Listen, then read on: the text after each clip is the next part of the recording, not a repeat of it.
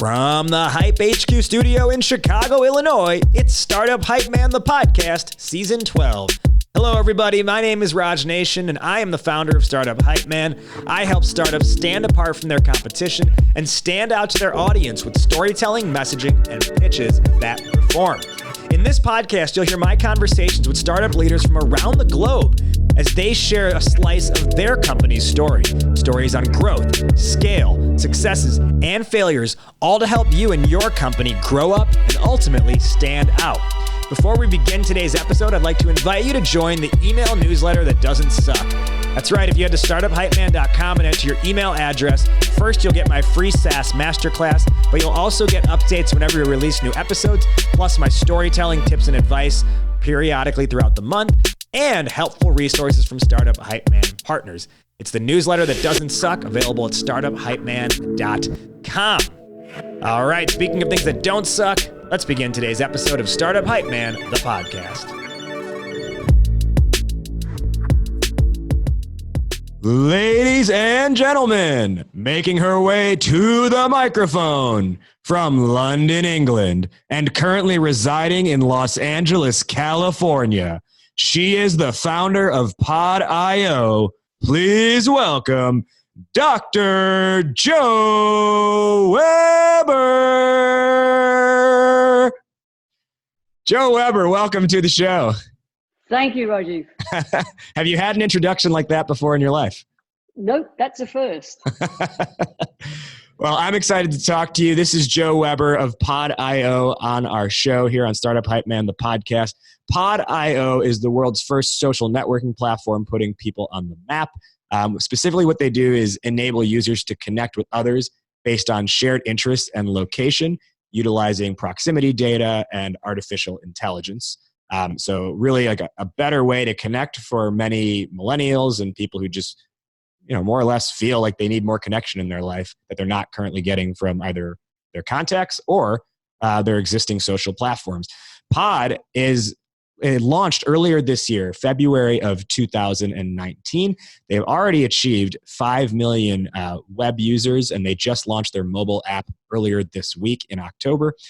They're getting 10,000 new signups per month on the platform. 55 million connections have been made. They are doing a lot of things right, and I'm super excited to dive into this today. We are specifically talking about with Joe the concept of building a team, and really within that, specifically doing whatever it takes to find the right team members. Now, Joe, can you just give our listeners a little bit of an abstract or a brief on why this topic is important to you, of doing whatever it takes to find the right team? Well, I think, you start with an idea and then you spend some time investigating. You might develop a method of getting your idea into action. If you have funding, now you have all of the basic ingredients necessary to start a business, except the people. And it's all about the people.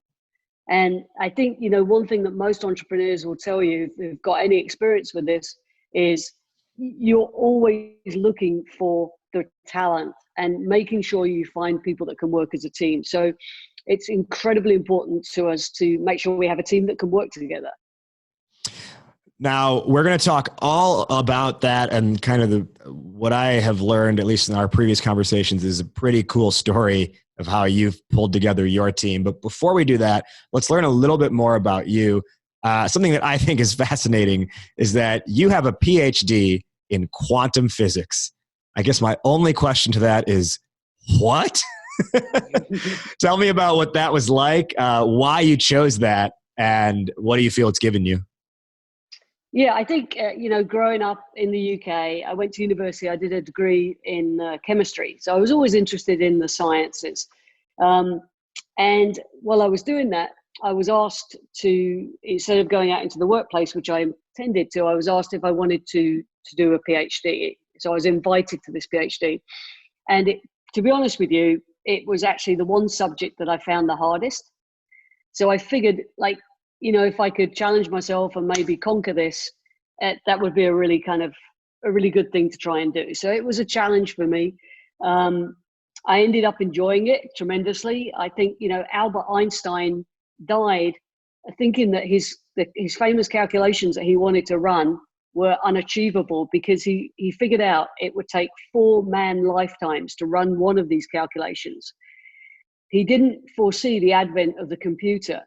And I was able to run these calculations they took about 4 days to run on a VAX. This is back in the 1980s.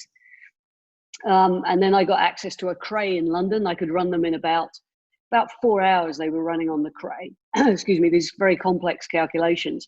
Nowadays, the way things have moved on, you could probably run them on your laptop. That's quite wild to think what Einstein predicted would take 4 lifetimes. You got down to 4 days and then 4 hours. And then now, who knows, maybe it's even just a mobile app on a phone that can run these calculations. You're right. You're right.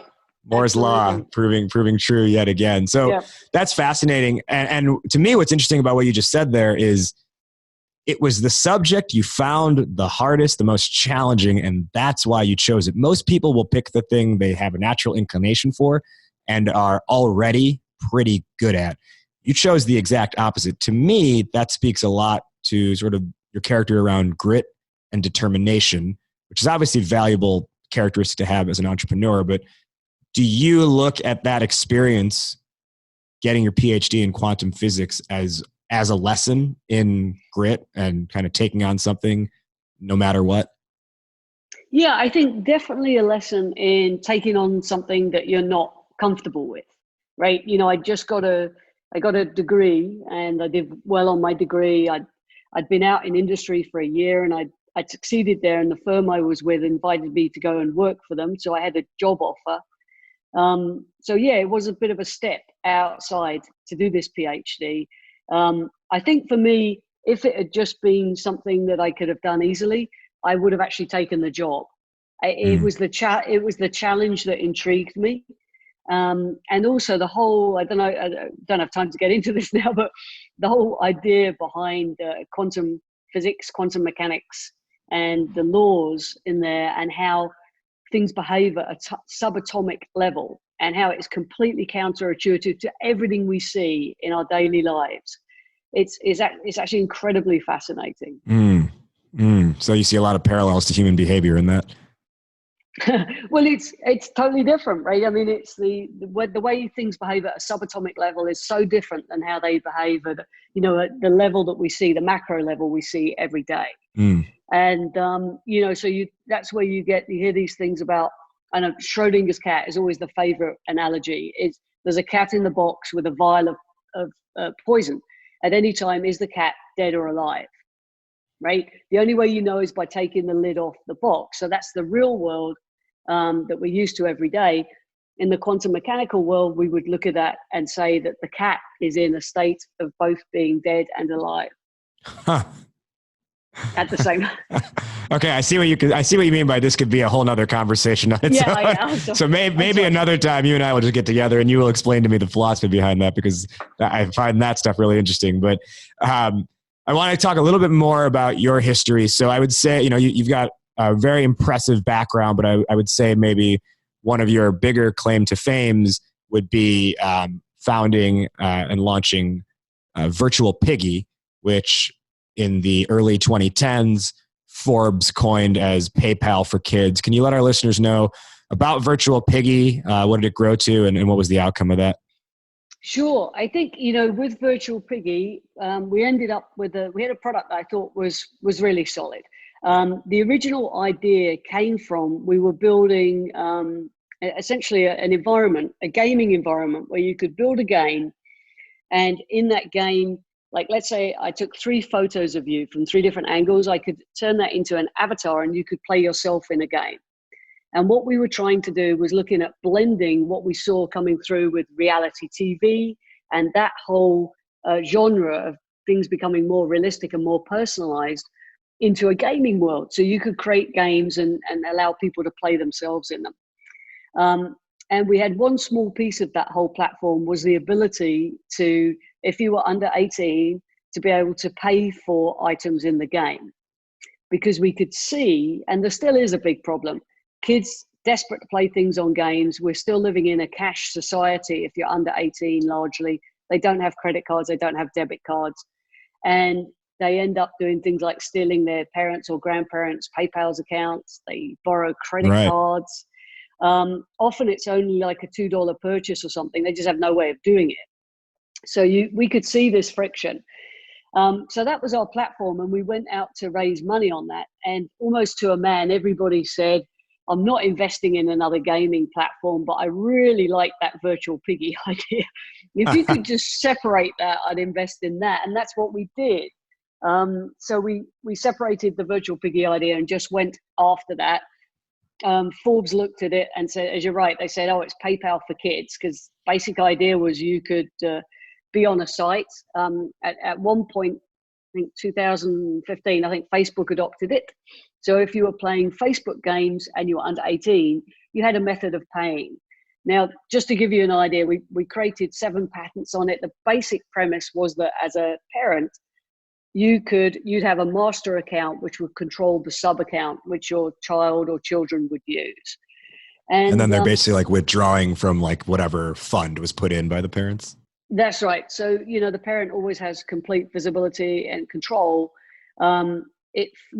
Later on, we partnered with Discover and came up with a Oink-backed Discover card. Again, it was a prepaid card. So, you could only spend what was on it. It wasn't a credit card. Sure.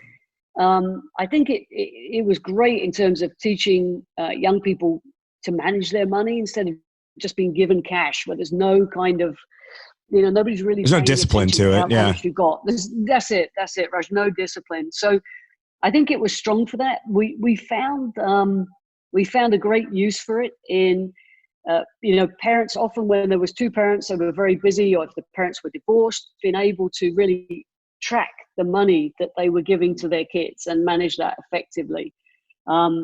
Your kid could be away somewhere and need something, and you could get onto your app and just put in $20 into the kid's account, and it was immediately available on the card. Yeah. So, just that safety of mind. You give your kids a card, it's not loaded with much, so if it gets lost or stolen, it's not a big deal. But if you need to, you can immediately drop funds in for them. Yeah, kind of like as you need it allowance from the parent to the kid. Yeah. And I could see totally how that builds some like financial discipline then in them as they see, hey, money is not an endless thing that grows on trees. Right. Right. So what ended up being, so that's kind of what it grew to. Ultimately, what was the outcome of Virtual Piggy? And well, it's still out there. They've, since I left, they've, changed some things. I've gone a couple of different directions, but it's a publicly traded company. That's pretty cool. So still available. Yeah. I think in many ways, Raj, we were ahead of our time. I think it was maybe 5 years too early. FinTech was only starting to take off. And we were tackling the 2 things you care about the most, your children and your money. We were putting them together into one. And it was, I think it was a bit hard to get it to really take off in a huge way. Yeah. But I think now is the time for this platform. I think people are going to start to embrace this now. Did you exit before the IPO? Did you exit the company before the IPO? It was a little unusual. The company was set up as a public company from the beginning. So we were a very small public company, not a good place to be, by the way. I wouldn't do that again. I guess life is all about different experiences. I think we'd have fared much better as a private company, but we were public from the get-go. So we had to deal with that from the start. Okay.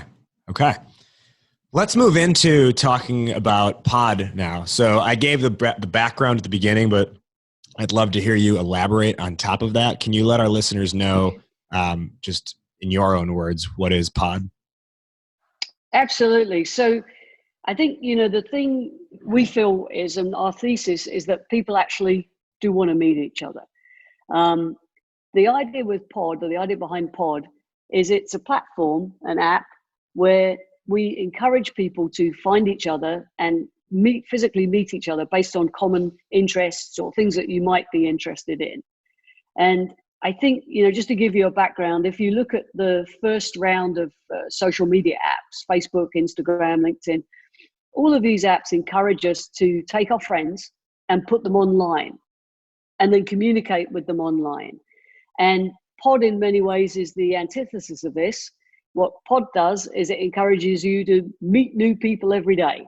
So at any time you open up the Pod app, and there are people out there that want to meet for various reasons. It may be a professional reason. They might be a real estate agent. They might be an attorney. They might be a graphic designer looking for gigs. We've got a third of the US workforce are now in the gig economy. So how do you meet people? How do you make those connections? So we think there's a wealth of social capital out there. People who have a skill, other people who need a skill, people who have shared interests. Maybe I want to go kite surfing this weekend and I need some people to go with.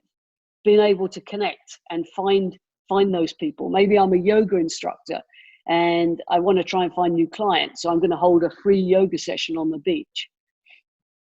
Pod gives all those people a forum to showcase what they do, to put out there. You can create these groups and meetings called pods. So a pod might be a free yoga group on the beach at 10 o'clock. Or it might be a lawyer holding a session on GDPR or something very dry like that.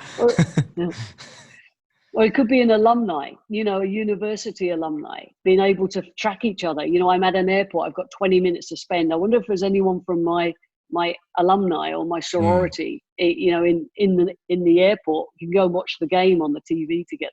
Sure. And the key really is that it's location based, right? It's only location. About who's around you. Yeah, I'd say location, and we're using machine learning. As you know, AI is a branch of machine learning. So right now we're leveraging machine learning, and we're about to start leveraging AI to help foster better connections between people. Now, you launched this in February of 2019. As of this recording, it's October 2019. The stats I read out at the beginning included 5 million users, which is so impressive. Can you give our listeners sort of the backstory on how you got 5 million users? Sure. So we had this idea. We wanted to create this framework, and I was looking at companies at the time. This is 2018. I was looking at a number of different companies with the idea that we would acquire a business that had a network that looked like it was a professional network of people that we felt would benefit from this app. So as we went out there, we came across this one company called refer.com, and they had built up a user base, and they had also acquired a company called Referral Key. And Referral Key had 5 million members. And when I looked at this member base, I could see these are professionals, and they're not finding their connection needs in other social media apps. So they're turning to Referral Key, and it's helping them make these member-to-member connections. As we looked at it, we got to know the one of the founders behind that company, and we merged the companies earlier this year. And what we are doing is we are upgrading essentially the Referral Key users, the 5 million users. We're giving them all Pod accounts. So for them, Pod is like the mobile version of Referral Key. We could tell from this user base that over 50% of them were accessing Referral Key on a mobile device, on some kind of phone. So we felt sure that there's a need for this kind of mobile friendly version. And as well as including the features that they have in Referral Key, the ones that have proven to be robust and used, because we can see what's being used. We included that feature set, but also opened it up and made the map really the star of the show. So when you open Pod, the first thing you see is the map, and you can see who's around you. Now, we've already realized we could do another episode on quantum physics.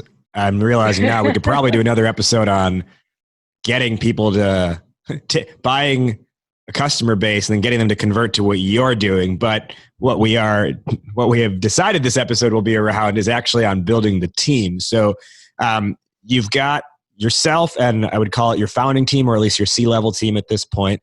Can you just let us know what are the roles that exist at the company right now, and how big is the team at this point? Sure. So there's like less than 10 of us right now. We have outsourced as well as in-house people. We have an international team. And I think I'm going to share that story with you in a minute. But yeah, we have people located throughout the world. In some ways, that's not ideal. I love to have people close by, but based on the very specific talent areas that I was looking for, it meant that we needed to go further afield than just Los Angeles, where we're based. Yeah, and so let's get into that a little bit more, right? Our primary topic here is doing whatever it takes to build your team. And it's funny that was the title that we decided to, let's make that the title of this episode, because oftentimes in my show introduction, I'll say like the purpose of this show is to help you figure out what whatever it takes means for your company. And so what we're going to talk about here is what did whatever it takes mean for you in terms of building your team. So can you kind of walk us through when you had the idea for Pod, what did you realize was like the first one or two roles, and what was your thought process in getting people on board? Sure. So, the first thing I had was I was fortunate enough to have a funder, a co-funder. I funded the company partially myself, but I also had somebody else who's a very experienced businessman, and he was actually my first investor 15 years ago in my first company. So we've stayed in touch, and he was interested in doing this. So he came in as a co-founder, co-funder with me at the beginning. But then I needed a team. I got two really strong guys from the acquisition that we did. Then I hired a CTO. So I went out in LA area and interviewed a number of candidates and picked a CTO. I had Casey, who I'd worked with for previous years handling finance and HR. So she came in to take those pieces of the system. A very good friend of mine who we've worked together for the last 20 years, he recommended a UI UX designer. I was kind of burning through a few UI UX designers early on. I'm very fussy about the look of the product. I feel branding is super important, and I'm trying to deliver an easy user experience. So this friend recommended this UI UX designer who turned out to be fantastic. So at that point, we were off the ground, but we didn't have any developers. Now, one thing I wanted to do was I'd been reading about React Native, and in Virtual Piggy, the previous company, we would develop first on iOS and then we'd create an Android version, and they were never in sync. So one of the really attractive things to me about React Native, when you look out there, you've got these two massive platforms, the Android and the iOS platform, massive. And you can't really pick one of them. The thing I love about the idea behind React Native is to be able to build once and deploy on both platforms simultaneously. But it was proving really difficult to find developers with React Native experience in the LA area. So I started to look online. I found a really solid young developer with React Native experience in the Ukraine. So we got on a Skype with my CTO and we interviewed him, and he was excellent. Well, before we get into his excellence and how you then talk to him, his excellence is if he's like, a royalty or something like that. Yeah. I want to just take a slight step back and ask you, you said you started to look online, but did you just Google search React Native developers? Like what was your search process even?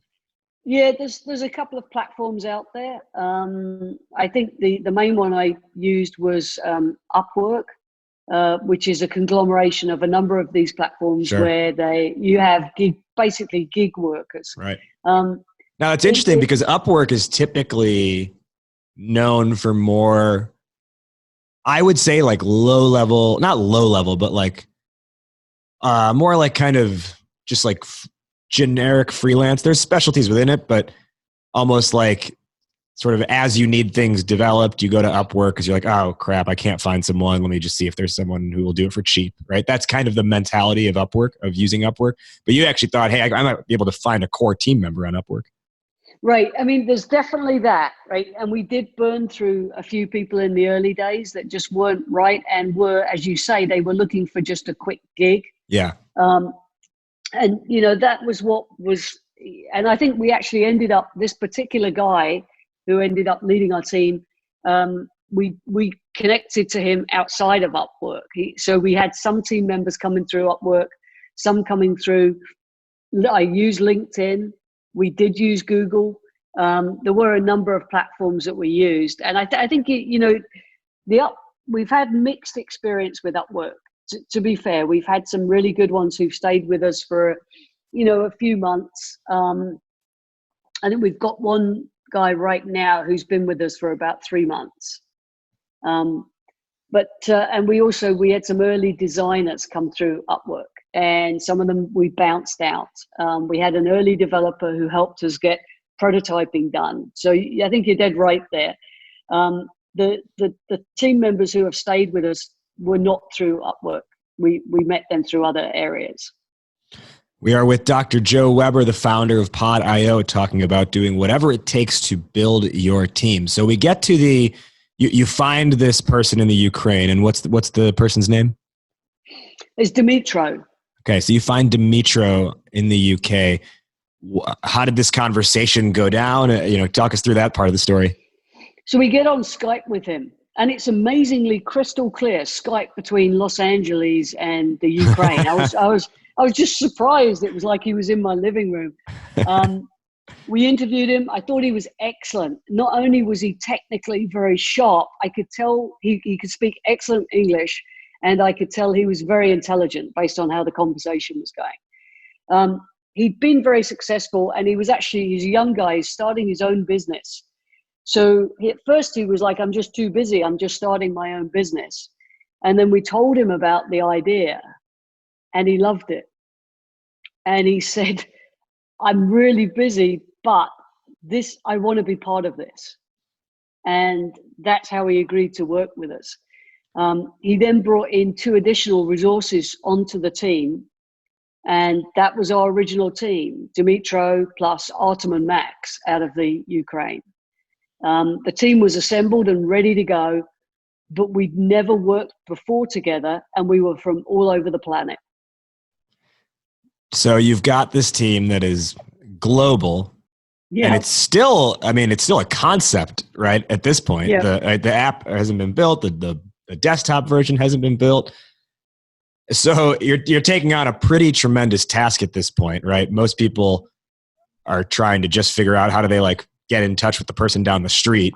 Meanwhile, you're trying to coordinate 4 different time zones across the world and hope that everyone's internet is working at that time, right? And everyone will be sharp and awake for the calls that you're going to have. So did you need to have in-person stuff? Did you end up meeting each other live outside of Skype to confirm, hey, this is the right thing that we're doing? Or were you able to just build full trust through virtually?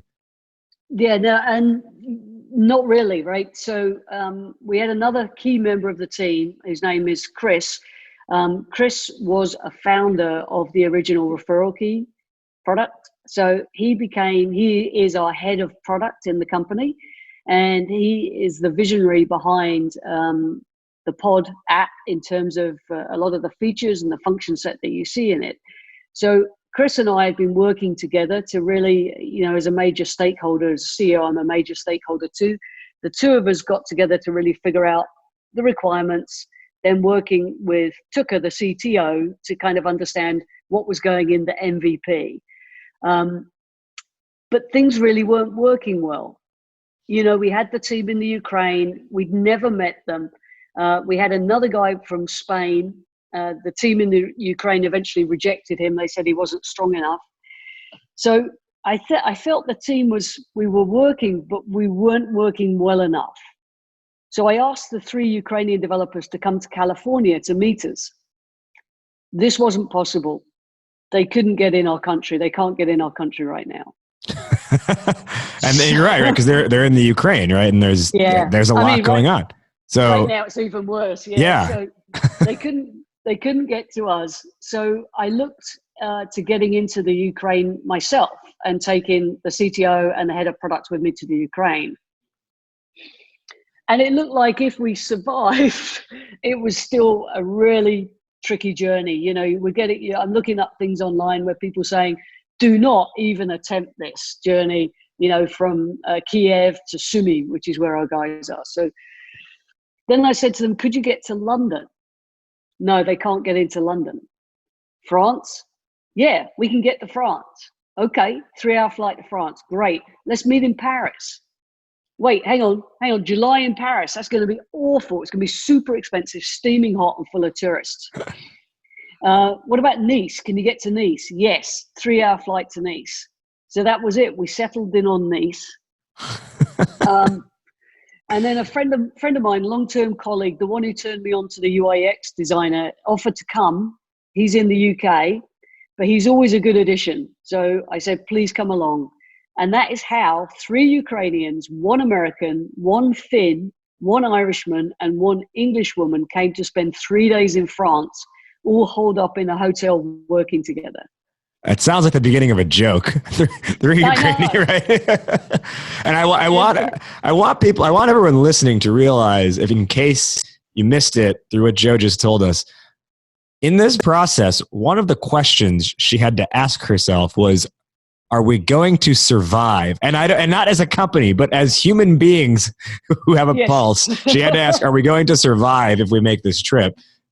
Because they may have had to go to the Ukraine. So that really is, to me, that's a story in kind of just figuring out a solution, right? More than anything else. Like, I think a lot of people would say, oh, well, you can't come to the US. We can't come to where you live. I guess we'll just keep doing things virtually. But you really looked at, no, how do we make this happen? Because we're not functioning at the capacity, right. We're not building at the capacity that we should be. And it's not going to work if we keep doing this multi-time zone Skype stuff. As you talked, what I mapped out was sort of like 4 key anchors to your story or your process. And I want you to, as I read these, I'd like you to maybe just like add additional thought or comment to them. So to me, where it starts is when you think about doing whatever it takes to build your team, it starts with, don't restrict yourself to your location. I think a lot of people just say, hey, who's in the LA area in your case? Let me just find someone. And then you settle on geography being your restrictive element. Yep, very true. And that's where I see your process started with. Is there anything else you think you can add to that thought or that sentiment? I do think it's nice to be able to, I don't think people have to work full time in the same office these days, but I do think it's nice to have people closer together. But I also think this one meeting has stood us in really good stead. I took T-shirts over. So when we all had company T-shirts, when we all went to dinner in Nice, we had our company uniform on. And people were just staring at this group of like 6 of us or whatever walking down the street. Everyone's stopping us to ask what we're doing. It just showed me, wow, it's powerful when you wear the same clothes. Sure. Everybody's paying attention to this. Sure. And I think we just bonded over, drinks, shared experience in Nice. And this all happened over a 72-hour period. Sure. And that has now stood us in good stead. So now we can work remotely. We know each other. Yeah. So to me, that was the key thing there. Yeah. So it's obviously great to be able to have people close by, but if you find the talent you're looking for is not in your geography, don't be afraid to step outside and look elsewhere. Right. So from there, the second anchor point or the second step that I was able to extract from what you said was, as you look outside of your geographical area, you'll be searching online, unless you're for whatever reason using the yellow pages still. Even then, you have to get another city and state's yellow pages. But when you look online to find your talent, to find your team members, don't ignore or don't write off platforms that you think, oh no, I wouldn't find anyone good on that. In your case, you did look to Upwork to see, is there good talent here? Absolutely. And we've used people from Upwork. They've been part of a journey. right now there is one Upwork developer still working with us at the moment. He's been, and yeah, I can see he's not, and you're right. When we spoke to him early on, he made it clear he doesn't want to be full-time. But he's a really solid guy, and that's why we've continued to work with him. As I look for new skill sets, I go to Upwork. I need some help with marketing. We're doing some pretty kind of clever stuff there. And Sure. I need some people who know things like Branch.io, as you say, a very specialty piece. Yeah. And Upwork, I think, is excellent for finding those resources. Well, and not only do you find your gig workers, but it is, unless I misheard, that is where you found Dimitro in the Ukraine, right? Actually, no, I'm sorry. We didn't. Dimitro was not from Upwork. Okay, well, so what platform did he come from? It was a combination of Google and LinkedIn. Oh, you did Google.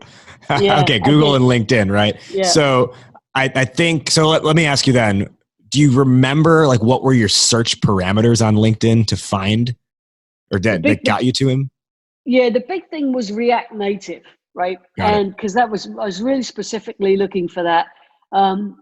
I was trying to get somebody that had Google Maps experience, a lot of, heavy mapping experience and React Native. Sure. But I ended up not finding that combination.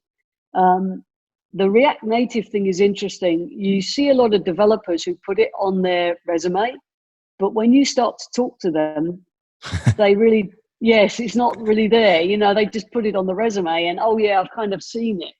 And then, so my CTO is a very technical man himself, and he takes a lot of time. And we were using, I'm not going to remember the name of the platform. There's a gone blank. There is a platform. It's really quite clever where you can set up various tests for people, like a technical assessment. Yeah. I don't know the name, but I know what you're talking about. Yeah, and we use that, I think, very successfully. We like to use that because my CTO is not going to allow somebody to kind of BS their way. Yeah, talk their way in and then not be able to prove it once they start. Exactly. So, we found that with Dimitro. He was probably the first React Native guy that we talked to that actually really knew and had done some work in React Native.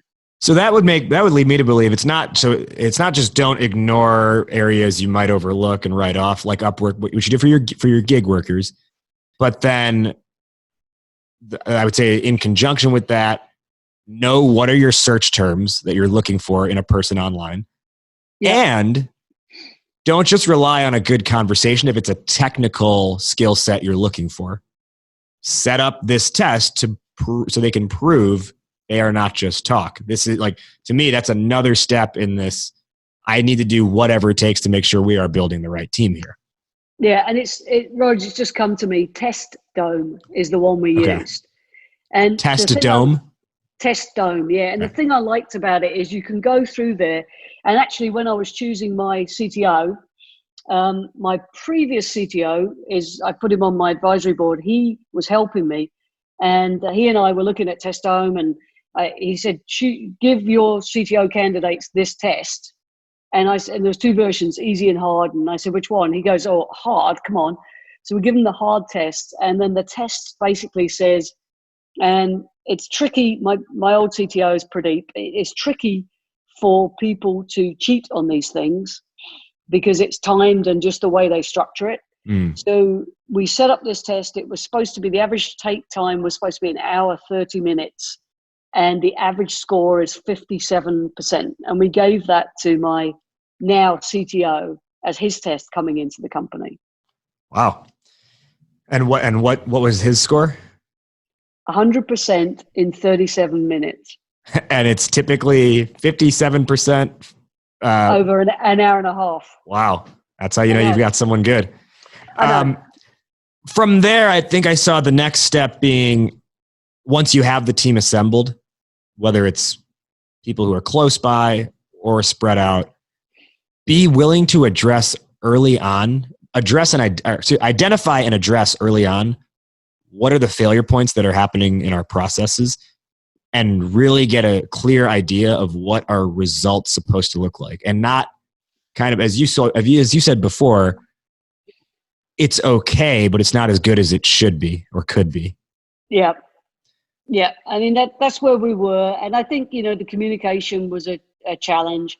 We were using Trello. We still use Trello.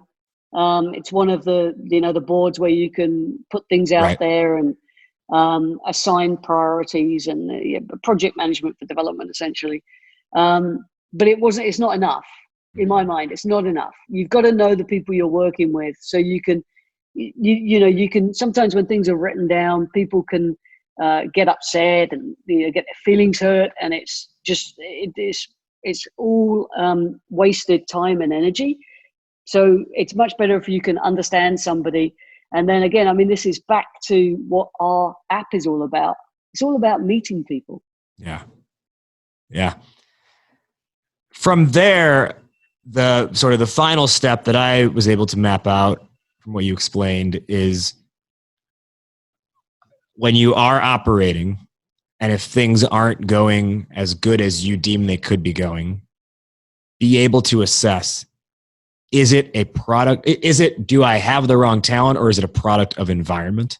What you were able to see was that it was product of environment. Now, can you talk us through how you saw that it really was that and not a lack of skill thing? Well, we did bounce in a few people. We did bounce in and out some people early on in terms of some of the Upwork guys that we tried to patch in. They did not work with the team. I think and this is a bit of a gut instinct. Well, not only gut, I guess. I could see kind of what was going on. I felt Dimitro was strong. So when Dimitro was having trouble with some of the other developers, I was inclined to believe Dimitro and try to see if, maybe we did need new talent or a different way of working together. And he's been solid throughout the process. So I think, a big part of it is really trying to understand what's going on, the dynamics of what's going on. And then, sometimes you get people that just can't work with anybody else. So is this somebody, brilliant individual, but cannot work with anybody else? And I think that was one of the things that was so important to meet these guys in real life, is I wanted to make sure Dimitro really could be part of a team and wasn't just a brilliant individualist. And sure enough, I was incredibly impressed by him when I met him in person, just impressed by him as a human being, the way he works with his team members, the way he carries himself. One of the first things he did, Raj, when we were sitting there in this hotel in Nice, having breakfast together, he says, "Joe, we don't have to do this. Costs a lot of money, Joe. This is, in your cost, this is like a month to get here, cost like a month's salary in the Ukraine," right? And he was so worried about the cost that I was like, I love that you care about that. Yeah. And, I said to him, we're not going to do this every month. I said, I felt this was important before we embark on the big push to deliver the app, that we all know each other. But I really appreciate your concern around the cash in the business, because, he could just be sitting out there going, yeah, they'll just write me checks. Yeah. Or, hey, this is a lot of fun. We're going to get a mini vacation, right? Right. So yeah, that is good, right? What are people verbalizing on your team that are the things that they care about related to the company? That's how you know someone's kind of all in or not. So Joe, before we wrap up, can you let our listeners know where they can find Pod and perhaps even learn more about you? Yeah, sure. I mean, Pod is available on Pod. Well, our website is pod.io. It's available in both app stores, iOS and Android. If you just put in Pod, it's not indexing too well yet. I think we're so new. Google and Apple don't really know how to send you to us right now. But if you put in Pod Network, it's coming up. Okay. So we are having some issues with that. The direct links are also on the website, www.pod.io. Great. Now, our final two questions to wrap up. We'll each give our big takeaway lesson for this topic. So our topic today was around doing whatever it takes to find the right team members. To me, I think probably the biggest thing I pulled out of your story was really taking your time and due diligence up front to make sure you really have someone you can trust, or people you can trust, as well as people who are good at what they do, not just people who are excited about the idea like you are, and then you just gravitate towards that, but they may not have the skill set to back up the excitement. All right. Joe, what would be your one big takeaway or lesson for the audience that you can leave them with? Well, I think, when you're running a business, it's absolutely all about the talent, and it never stops being about the people. So in the beginning, it's really just you, a lot of times in the beginning, it's just you trying to figure out the talent. But that never goes away, even as you get bigger, and I think if you talk to Sheryl Sandberg, running these large organizations, even at that scale, it's still all about the talent. And I think, to be successful, particularly technology companies need to really focus in on the talent that they currently have, how well it works, and bringing in people, when they bring in people, making sure that those people are additive and can work well with the team that they have. Our final question, fill in the blank. Entrepreneurship is blank. Oh my goodness. Is that your answer? Entrepreneurship is, oh my goodness. It's everything. It's everything, isn't it? When I think of entrepreneurship, I'll give you a mental image I have. When I was 10 years old, I made gunpowder with my friends. And after about four unsuccessful attempts, we finally got the thing to explode. But rather than a rocket didn't lift up, it literally exploded. And I think when I think of entrepreneurship, I think of that mental image I saw when we just couldn't believe that our rocket just exploded into little bits. And the thing about entrepreneurship is it's everything. It's waking up every day wondering, is this crazy? Is this going to work? It's getting all of the bits together to try and make it work. It's being willing to change and pivot and take ideas from new people to make your ideas and the original plans work, or being able to change altogether. So to me, entrepreneurship really it's a little piece of everything. Yeah, it is going in with a guarantee that the rocket's going to explode at some point. Well, thank you, Joe, for joining us. This has been a fabulous conversation. I'm I'm appreciative you shared this story, and I'm excited to see the growth of Pod. I have downloaded it while we've been talking, so I'm excited to use Pod myself and see this, ideally become one of the next big things to hit the market. Well, thank you very much, Raj.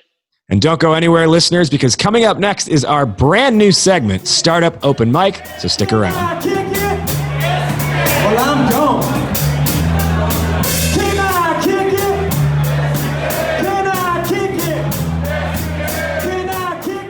All right, we're back here on Startup Hype Man, the podcast. So, ladies and gentlemen, this is a brand new segment we are adding to the show, and I hope we get it. I hope it becomes a weekly thing. It'll really just be based on the submissions that we have.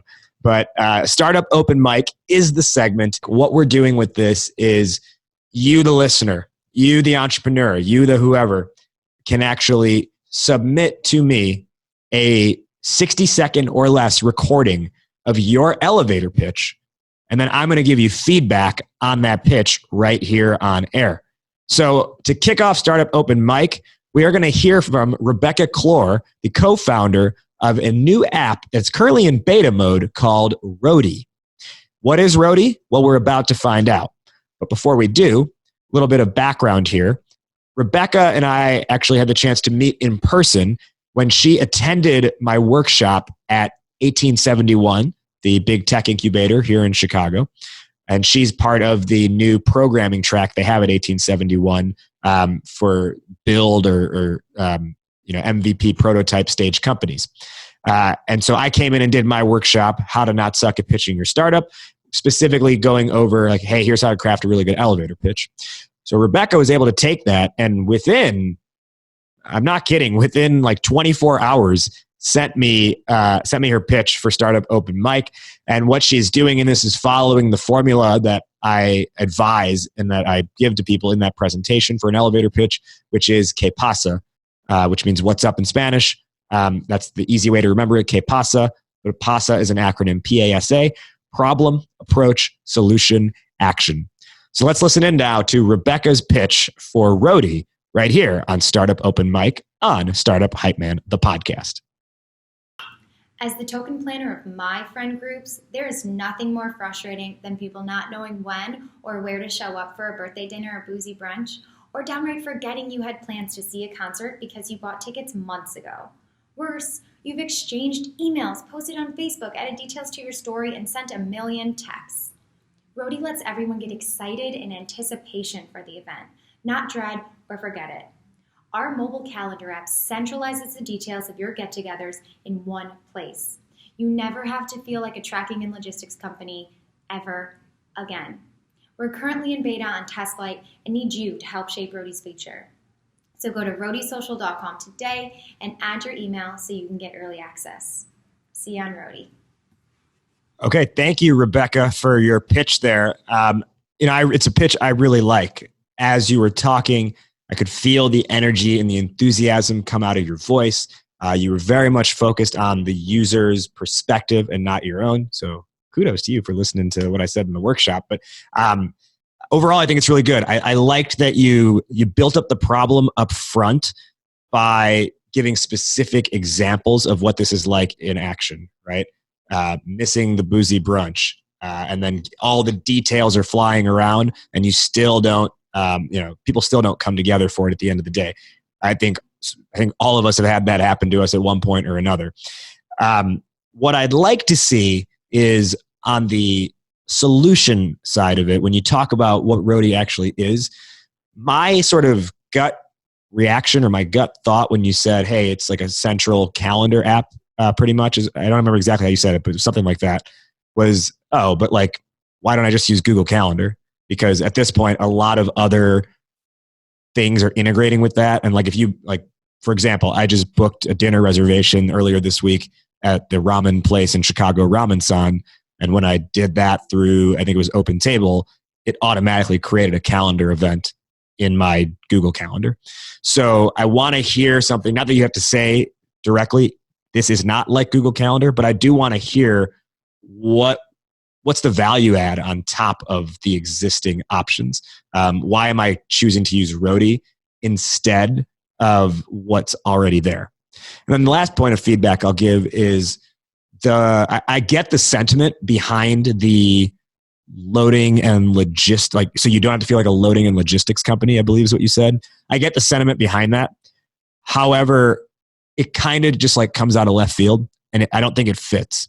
And especially your target audience that you're speaking to with this, who is like the planner, I don't know if they're thinking of themselves as a logistics company, right? Like when they think about how overwhelming it is to have to plan all this stuff, I don't think they're ever saying to themselves, I feel like a logistics company. So I would find a better comparison there towards the end of the solution. Perhaps something like, so you don't have to feel like a receptionist or like an executive assistant, maybe something like that. Or you don't have to feel like your friend's assistant. That could go a long way. But just something that's a better comparison than the loading and logistics, I think would really help drive the point home towards the end of your pitch. Other than that, again, you followed the KPASA formula, problem, approach, solution, action. You embrace that philosophy that I put out there of think and talk and act like an entertainer and less like an entrepreneur. So I love that. I could hear that in your voice. And, you sent a video link for me to download. So I could actually, I could see you giving it as well. And I could see it in your facial expressions and your body language that you really felt it and believed in what you were saying. So kudos to you for that. Thank you, Rebecca Clore with Roadie, for joining our inaugural edition of Startup Open Mic right here on Startup Hype Man, the podcast. And that's all we've got for today's show. Thank you, Rebecca Clore with Roadie, for submitting your elevator pitch for live feedback in our brand new segment on Startup Hype Man, the podcast, Startup Open Mic. And I hope to be doing plenty more of these down the road. If you want your pitch to get feedback by me, all you have to do is submit a audio clip that I can download to media@startuphypeman.com. Here are the rules. In your email, You have to also tell me what's your name and what's your company name, like write that in the email. You must make it maximum 60 seconds. So a 60-second or less audio clip.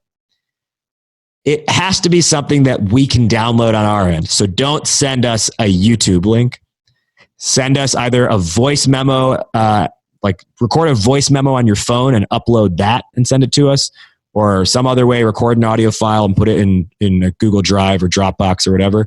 But give us some link that we can download to get your audio, which we will put in this episode or in an episode to get live feedback on. It's Startup Open Mic. I want to be doing plenty more of these. I want to be helping you guys out there. I want to be supporting you more than I already am. And I think this could be something really fun if we keep doing this over and over. So again, shout out to Rebecca Clore for being the test guinea pig out of the gate. You did great. And let me say this too. If you're worried, oh, I'm going to submit a pitch that's not good. That's the point, right? The point is to get feedback. I'm not putting you on blast on these things. I'm listening to what you have to say, and I am giving you an opportunity to get free feedback from me, who has built hundreds of elevator pitches over the years. So Startup Open Mic, it's our new fresh thing we're adding to Startup Hype Man, the podcast. I really like it. I hope you like it too. And I would love to hear your pitch. Submit an email to media@startuphypeman.com with your 60-second or less elevator pitch. Thank you. And let's close out the show. That concludes this week's episode. Thank you so much for listening. If you liked what you heard, you can share this episode with a friend, or you can leave a rating and review on the Apple Podcast page. When you do that, it boosts us in the search results, and ultimately that means more entrepreneurs will listen, which means we share the message, we spread the mission, and support more entrepreneurs at the end of the day. You don't have to stop with the podcast if you want more, and if you are interested in telling your company's story better across your demo calls to investors and to any audience you seek, well then why not have a conversation with me? Head to startuphypeman.com, fill out a form there, and let's talk. If you've got recommendations for future guests for the show, or you want to be a guest on the show yourself, email media@startuphypeman.com. That'll tie a bow on this one. Thank you again to this week's guest for joining. I am Raj Nation. You have been listening to Startup Hype Man, the podcast. We will see you next time. Hype Man out. Word up. Raise up. Got you howling at the moon. Yeah. This a dance with the devil, girl. Instead of sundown too. Yeah. This a dance with the devil, girl. Tell me what you gonna do. This a dance with the devil, girl. And if you can't get it loose, then fall into the truth. It got you howling at the moon. Yeah. This a dance with the devil, girl. Instead of sundown. Yeah. This a dance with the devil, girl. Tell me what you gonna do. This a dance with the devil, girl. And if you can't get it loose, then it's a dance with the devil.